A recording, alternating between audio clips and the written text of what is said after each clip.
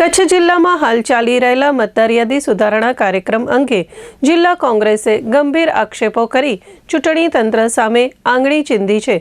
આજે યોજાયેલી પત્રકાર પરિષદમાં જિલ્લા કોંગ્રેસ પ્રમુખ વી.કે. હુંબલે જણાવ્યું હતું કે મતદાર યાદી સુધારણા પ્રક્રિયામાં એક પણ સાચા મતદારનું નામ કમી થશે તો તેની સંપૂર્ણ જવાબદારી સંબંધિત ચૂંટણી અધિકારીઓની રહેશે।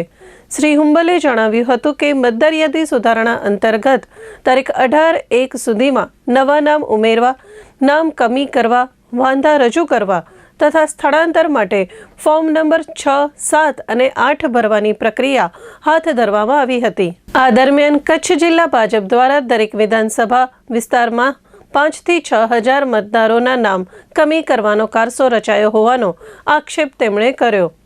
વધુમાં તેમણે જણાવ્યું કે જિલ્લા ભાજપ કાર્યાલયમાંથી કચ્છમાં અંદાજે 25 થી 30 હજાર મતદારોના નામ કમી કરવા માટે ફોર્મ નંબર 7 ભરીને છેલ્લા દિવસે એક સાથે પ્રાંત કચેરીઓ તથા મામલતદાર કચેરીઓમાં રજૂ કરવામાં આવ્યા હોવાની માહિતી મળી છે, જે પ્રક્રિયા ગેરકાયદેસર છે। કોંગ્રેસ પક્ષના મતદારોને નિશાન બનાવી ચોક્કસ સમાજના નામો મતદાર યાદીમાંથી કમી કરવાની ચેષ્ટા કોંગ્રેસ ક્યારેય સહન નહીં કરે તેમ પણ તેમણે સ્પષ્ટ કર્યું। મતદાર યાદી સુધારણા પ્રક્રિયામાં અનેક ક્ષતિઓ રહી હોવાનું જણાવતા શ્રી હુંબલે ચેતવણી આપી હતી કે આગામી પંચાયત અને તાલુકા પંચાયતોની ચૂંટણી દરમિયાન આ વિસંગતતાઓ સામે આવશે। આ મામલે જવાબદાર અધિકારીઓ સામે કાર્યવાહી કરવાની માંગ પણ કોંગ્રેસ દ્વારા કરવામાં આવી છે।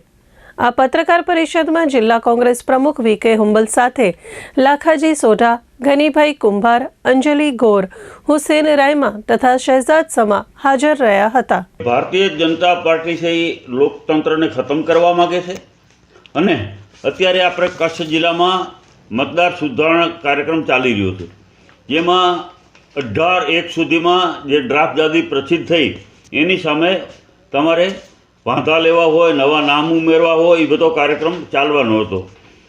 ત્યારે ભારતીય જનતા પાર્ટી ખાસ કરીને કચ્છ ભાજપ દ્વારા લોકશાહીને ખતમ કરવા માટે કચ્છ જિલ્લામાં જુદી જુદી વિધાનસભા ક્ષેત્રમાં 25 થી 30 હજાર વાંધાઓ જે ફોર્મ નંબર 7 ભરી અને દરેક ચૂંટણી અધિકારીને પોતાની ગાડીમાં, ભારતીય જનતા પાર્ટીની પોતાની ગાડીમાં જઈ અને ત્યાં એ આપી આવ્યા છે અને એ ચૂંટણી અધિકારી દરેક BLOને આપશે।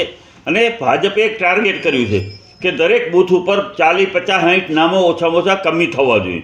ભાજપના પ્રમુખ, જિલ્લા ભાજપના પ્રમુખ દરેક જગ્યાએ તાલુકામાં મિટિંગ કરી અને એમના કાર્યકરોને પણ સૂચના આપેલી હતી કે કોઈ પણ હિસાબે ત્યાં નામો કમી થવા જોઈએ।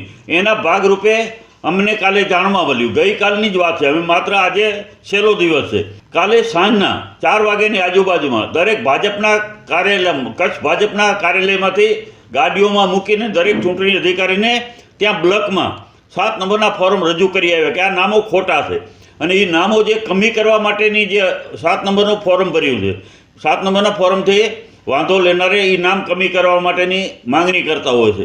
ત્યારે એમાં અમે જોયું, અમને દેખાણું કે 90% એવા લોકો છે કે એક જ સમાજને ટાર્ગેટ કર્યું છે અને ખાસ કરીને દરેક ગામોમાં મુસ્લિમ જ્યાં દેખાણા ત્યાં એને ટાર્ગેટ કર્યું છે અને આ બધી જે ફોર્મ નંબર 7 છે એ પ્રદેશ કાર્યાલયમાંથી ભરાઈ અને જિલ્લા કાર્યાલય, ભાજપના કાર્યાલય સુધી આવેલા અને જિલ્લા ભાજપ કાર્યાલય દરેક ચૂંટણી અધિકારીને આપ્યા। આ ખૂબ ગંભીર બાબત છે, કારણ કે લોકશાહીમાં દરેકને એકમત આપવાનો અધિકાર છે।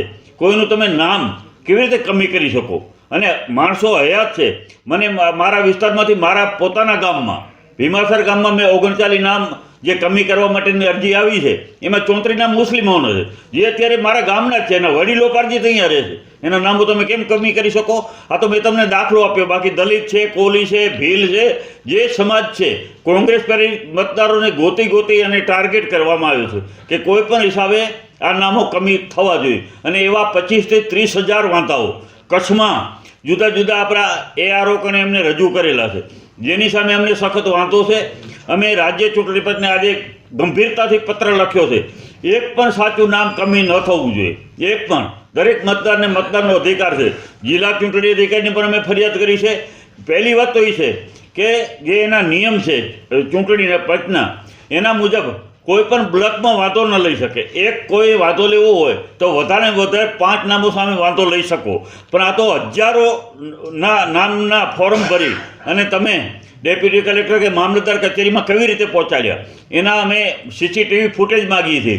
કોણ આપવા આવ્યું હતું અને કાયદાની જોગવાઈ મુજબ કોઈ પણ ખોટી માહિતી આપે તો એને 1 વર્ષ સુધીની જેલની સજા છે, દંડની સજા છે. જેથી અમે રાજ્ય ચૂંટણી પંચને આજે ફરિયાદ કરતો પત્ર લખ્યો છે કે જેમને પણ ખોટું કર્યું હોય એના સીસીટીવી તમે ફૂટેજ મગાવો, કોણ આપવા આવ્યું હતું અને આવા જે લોકો આપવા આવ્યા છે એની સામે ફોજદારી ફરિયાદ થવી જોઈએ.